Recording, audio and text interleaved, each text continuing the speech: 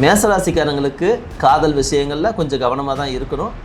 இது நாள் வரைக்கும் ஒன் சைடாக லவ் பண்ணிட்டு இருக்கீங்கன்னா இன்னும் கூட ஒரு 3 மாதம் 4 மாதம் அப்படியே தான் போகும். சொத்துக்கள் மேலே இருந்த சங்கடங்கள் இல்லைன்னா சிக்கல்கள், சட்ட சிக்கல்கள் இதெல்லாத்தையும் நீங்கள் பேச்சுவார்த்தையின் மூலமாக சரி பண்ண முடியும். இவ்வளவு நாள் குழந்தைகளுக்காக முயற்சி பண்ணிக்கிட்டு இருந்தவங்களுக்கு இப்போ குழந்தை பிறப்பதற்கான ஒரு நல்ல ஒரு வாய்ப்பு ஏற்படும்.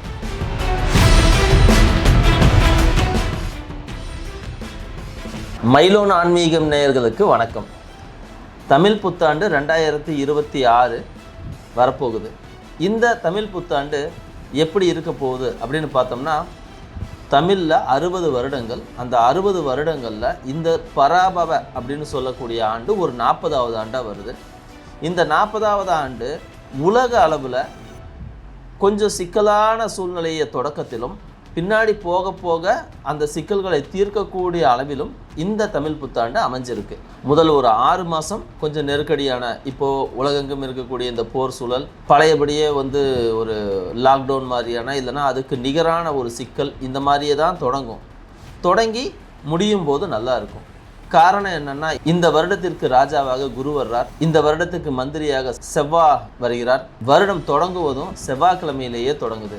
இது போன்ற சூழ்நிலைகள் இதை ஒரு 6 மாதத்துக்கு ஒரு நெருக்கடியாகவும், அதன் பிறகு எல்லாருக்குமே ஒரு சந்தோஷமான திருப்திகரமான ஒரு ஆண்டாகவும் முடிச்சு வைக்கும் அப்படிங்கிறத நாம் எதிர்பார்க்கலாம். இந்த 2026 தமிழ் புத்தாண்டில் உலகெங்கும் கொஞ்சம் போர் மேகங்களும் சண்டைகளும் மலைச்சரிவுகளும் இல்லைன்னா திடீர்னு எங்கேயாவது வெடிப்புகளும் இந்த மாதிரியான சூழ்நிலை தான் ஆரம்பிக்கும்.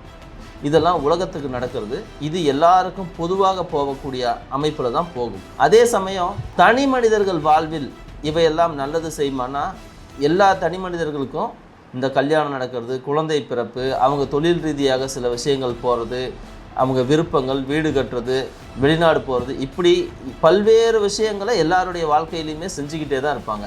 ஸோ ஒரு சின்ன லேகு தான் உலகளவில் ஏற்படும். ஆனால் அது தனி மனிதர்கள் வாழ்வை முழுவதுமாக மாற்றியெல்லாம் விடாது. அவங்கவுங்க வாழ்க்கை சுமூகமாக போய்கிட்டே தான் இருக்கும். ஸோ அந்த மாதிரி ஒவ்வொரு ராசிக்கும் எப்படி போக போகுது அப்படிங்கிறது தான் நாம் இந்த வீடியோக்களில் பார்க்க போகிறோம். மேச ராசிக்கு தமிழ் புத்தாண்டு என்ன விதமான நன்மைகளை செய்யும்? கொஞ்சம் கோபம், கொஞ்சம் ஆக்ரோஷம், எதுலேயுமே ஒரு அவசரம், நிறைய தன்னம்பிக்கை, லட்சியம் வச்சுக்கிறது, குறிக்கோளோடு செயல்படுறது, சில நேரங்களில் ரொம்பவும் எல்லை மீறிய தன்னம்பிக்கை, இது போன்ற தன்மைகளை உடைய மேசராசிக்காரங்களுக்கு இந்த 2026 வரக்கூடிய தமிழ் புத்தாண்டு நன்மைகளையும் கொஞ்சம் சிக்கல்களையும் சேர்ந்தே தான் செய்ய போகுது. 3ஆம் இடத்துல இருக்கக்கூடிய குரு இவ்வளவு நாள் உங்களுக்கு சகோதரன் மூலமாக ஏற்படுத்தி கொடுத்த பிரச்சனையை மாற்றுவார். சிக்கல்களிலிருந்து உங்களை வெளியே கொண்டு வருவார். இது வரைக்கும் உங்களுக்கு டாக்குமெண்ட் சார்ந்த பிரச்சனைகள் ஏதாவது இருக்குது அப்படின்னா அடுத்து ஒரு 3 மாதத்தில் தீர்ந்துடும். சொத்து பிரிக்கிறது, சொத்துக்கள் மேலே இருந்த சங்கடங்கள் இல்லைன்னா சிக்கல்கள், சட்ட சிக்கல்கள் இதெல்லாத்தையும் நீங்கள் பேச்சுவார்த்தையின் மூலமாக சரி பண்ண முடியும். தாயாருக்கு சில வகைகளில் உடல் சரியில்லாமல் போகும், இருந்தாலும் சீக்கிரமாக சரியாயிடும். சுவாசம் சார்ந்த சிக்கல்கள் சரியாகும். குழந்தைகள் வகையில் நிறைய லாபங்கள் இருக்குது. இவ்வளவு நாள் குழந்தைகளுக்காக முயற்சி பண்ணிக்கிட்டு இருந்தவங்களுக்கு இப்போ குழந்தை பிறப்பதற்கான ஒரு நல்ல ஒரு வாய்ப்பு ஏற்படும். செயற்கை முறை கருத்தரிப்பு இந்த மாதிரியான விஷயங்களில் போனவங்க எப்படியும் இந்த வருஷம் அக்டோபர் மாதம் இல்லை டிசம்பர் மாதத்துக்கு அப்புறம் அவங்களுடைய அந்த முயற்சிகள் பெரிய அளவில் சக்ஸஸ் ஆகும். மற்றவங்களை நம்பி பணம் போடுறதுக்கு முன்னாடி கொஞ்சம் யோசித்து எதையும் செயல்படுங்க. திடீர்னு சில நேரங்களில் பணத்தின் மீது உங்களுக்கு ஒரு ஏமாற்றங்கள் உருவாவதற்கு வாய்ப்பு இருக்குது. 12ஆம் இடத்துல இருக்கக்கூடிய சனி உங்களுடைய கால்களில் சிக்கல்களை உருவாக்குவார். பாதத்தில் அடிப்படும், இல்லைன்னா நடந்து போகும்போது ஏதாவது கொஞ்சம் தவறி விழுவதற்கு வாய்ப்பு இருக்குது. அதே சமயம் 12ஆம் இடத்தில் இருக்கக்கூடிய சனி உங்களுக்கு தொழில் முதலீடுகளை உருவாக்கி தருவார், தொழில் விரிவாக்கத்தை உருவாக்கி தருவார். தொழில்களில் நீங்கள் ஏதாவது ரிப்பேர் பண்ணுறது இல்லைன்னா அதை எக்ஸ்பேன்ஷன் பண்ணுறது, அங்கே இருக்கிற சிக்கல்களை தீர்க்கிறது, இந்த மாதிரி ஏதாவது விஷயங்கள் இருந்துச்சு அப்படின்னா அதையும் செய்வதற்கு உதவி செய்வார். சில நேரங்களில் 2வது தொழில் ஆரம்பிக்கலாம், புதிய முதலீடுகளை செய்யலாம், முதலீடுகளுக்காக காத்திருந்துமே அது இப்போ கிடைக்குமா அப்படின்னா கண்டிப்பாக கிடைக்கும். 6ஆம் இடத்தை சனி பார்க்குறாரு. அந்த சனி உங்களுக்கு கடனை உருவாக்கி தருவார். அப்போ தொழில் ரீதியாக, கல்யாணத்துக்காக, குழந்தை பிறப்புக்காக எங்கேயாவது கடன்களை எதிர்பார்த்து காத்திருந்தா பேங்க்கு கடன் தாராளமாக கிடைக்கும். டாக்குமெண்ட் வச்சு வாங்குறதுல உங்களுக்கு இவ்வளவு நாள் இருந்த சிக்கல்கள் இப்போ மாறப்போகுது. போலீஸ், இராணுவம் இது போன்ற துறையில் இருந்தவங்களுக்கு சில சிக்கல்கள் உருவாகி பின்னால் தான் சரியாக போகும். சனி 12ஆம் இடத்துல இருந்து கூட இருக்கிறவங்களாலேயே உங்களுக்கு சில கோளாறுகளையும் சிக்கல்களையும் உருவாக்கி தருவார். மருத்துவர்களில் குறிப்பாக அறுவை சிகிச்சை செய்யக்கூடிய மருத்துவர்கள், எலும்பு சம்பந்தப்பட்ட மருத்துவர்கள், இவர்களுக்கெல்லாம் இப்போ ஒரு புதிய வாய்ப்புகள் உருவாகும். ரொம்ப நாளாக புது மெஷின் வாங்கிட்டு இருக்கணும் அப்படின்னு நினச்சவங்களுக்கு இப்போ அந்த மெஷின் வாங்குவதற்கான அற்புதமான காலமாக அமையும். மேசராசிக்காரங்க மெக்கானிக்காக இருக்காங்கன்னு வச்சுக்கிங்களேன், அவங்களுக்கு இந்த காலம் ரொம்ப அற்புதமான காலகட்டம். மெக்கானிக், அப்புறம் மெக்கானிக் சம்மந்தமான கடை வச்சுருக்கிறவங்க, ஆட்டோ ஸ்பேர் பார்ட்ஸ் கடை வச்சுருக்கிறவங்க, கார் மெக்கானிக்காக இருக்கிறவங்க, கார் ஷெட்டு வச்சுருக்கிறவங்க, கார் சம்மந்தப்பட்ட எல்லாமே, டூ வீலர் சம்மந்தப்பட்ட எல்லாமே இப்போது இந்த காலகட்டத்தில் ரொம்ப சூப்பராக போகும். விலைகள் ஏறுவதற்கு வாய்ப்பு இருந்தாலும் கூட உங்களுக்கு தொழில் நல்ல விதமாக நடக்கும். நீங்கள் ஏதாவது எக்ஸ்பேன்ஷன் பண்ணுறது பற்றி யோசித்து வச்சுருந்தால் தாராளமாக செய்யலாம். இந்த காலகட்டத்தில் வரக்கூடிய பணம் உங்களுடைய பழைய கடன்களை அடைப்பதற்கும் அல்லது புதிய வீடு, வாகனம், சொத்து, தங்கம் இது போன்றதை வாங்குவதற்கு நிஜமாகவே மிகப்பெரிய உதவிகளை செய்யும்.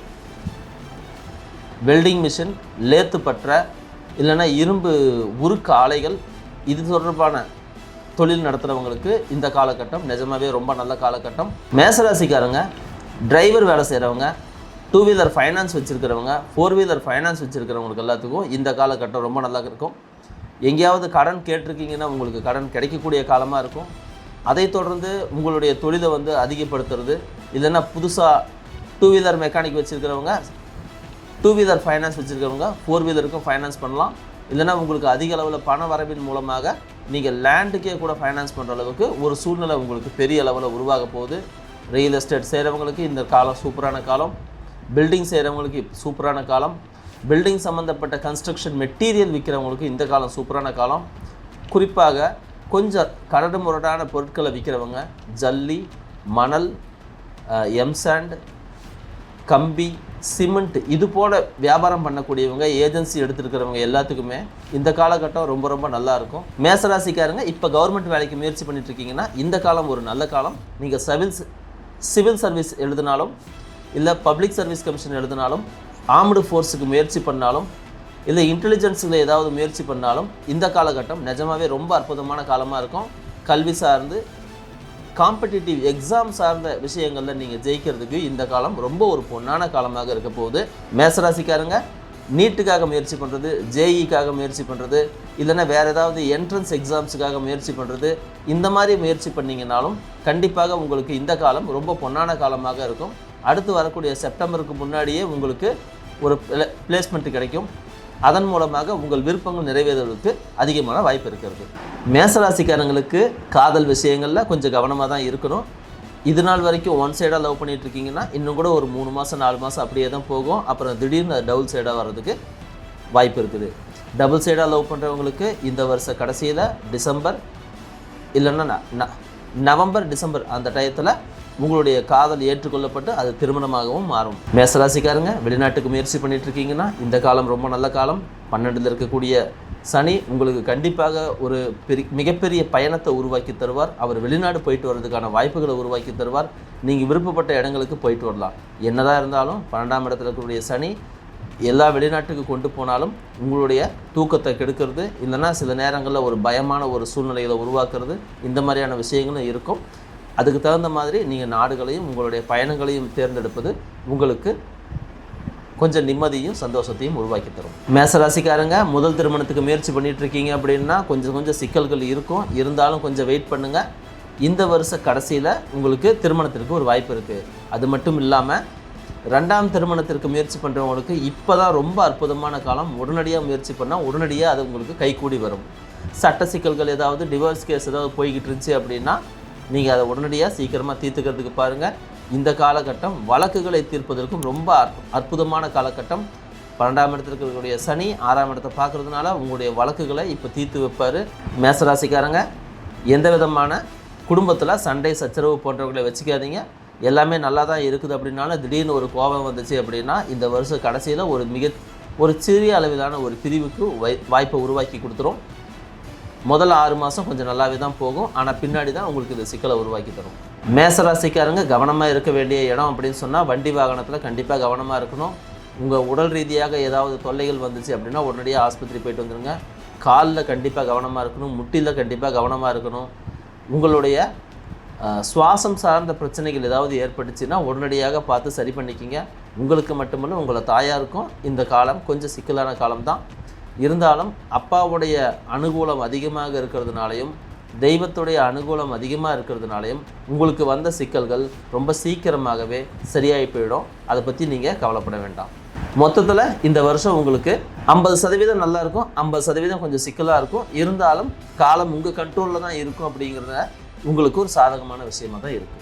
நாம் இப்போ வரைக்கும் பார்த்தது எல்லாமே ஒரு பொதுவான இந்த வருஷத்திற்கான பலன்கள் தான். உங்களுடைய ராசிக்கு வேறு என்னென்னலாம் நடக்கும் அப்படின்னு தெரிஞ்சுக்கிறதுக்கு நம்முடைய மயிலும் ஆன்மீகம் சேனலை தொடர்ந்து பார்த்துக்கிட்டே வாங்க. இதில் இன்னும் நிறைய அப்டேட் கொடுக்க போகிறோம். தொழில்கள் மட்டுமில்லை, விவசாயத்தில் இருக்கிறவங்க என்னென்ன பயிர்களை செய்யும்போது நல்லாயிருக்கும், நோய்கள் என்னென்ன மாதிரியான விஷயங்கள் வரும், அதுக்கு தீர்வு என்னவாக இருக்கும், பரிகாரங்கள் என்னவாக இருக்கும் அப்படிங்கிற நிறைய விஷயங்களை நாம் அடுத்தடுத்து வரக்கூடிய வீடியோக்களில் போக போகிறோம். உங்களுக்கு இல்லை அவசரமாக எனக்கு ஒரு ஆலோசனை தேவை அப்படின்னு சொன்னால் நீங்கள் உடனடியாக நம்முடைய கீழே கொடுத்துருக்கிற நம்பருக்கு கான்டாக்ட் பண்ணுங்கள். இந்த விஷயம் உங்களுக்கு பயனுள்ளதாக இருந்துச்சு அப்படின்னா இந்த வீடியோவை லைக் பண்ணிக்கிங்க, நம்மளுடைய சேனலை சப்ஸ்கிரைப் பண்ணிக்கிங்க. உங்களுடைய நண்பர்களும் இதே ராசியில் இருக்காங்க அப்படின்னா அவங்களுக்கு இதை ஷேர் பண்ணுங்கள், உங்கள் ஃபேமிலிக்கு ஃப்ரெண்ட்ஸுக்கு ஷேர் பண்ணுங்கள். இதுக்கு மேலே உங்களுக்கு ஏதாவது சந்தேகம் இருந்துச்சு அப்படின்னாலும் கமெண்ட்டில் போடுங்க. அதை பார்த்துட்டு நான் உங்களுக்கு அடுத்த வீடியோவில் உங்களுக்கு பதில் கொடுக்குறேன். மீண்டும் அடுத்த வீடியோவில் சந்திப்போம். நன்றி, வணக்கம்.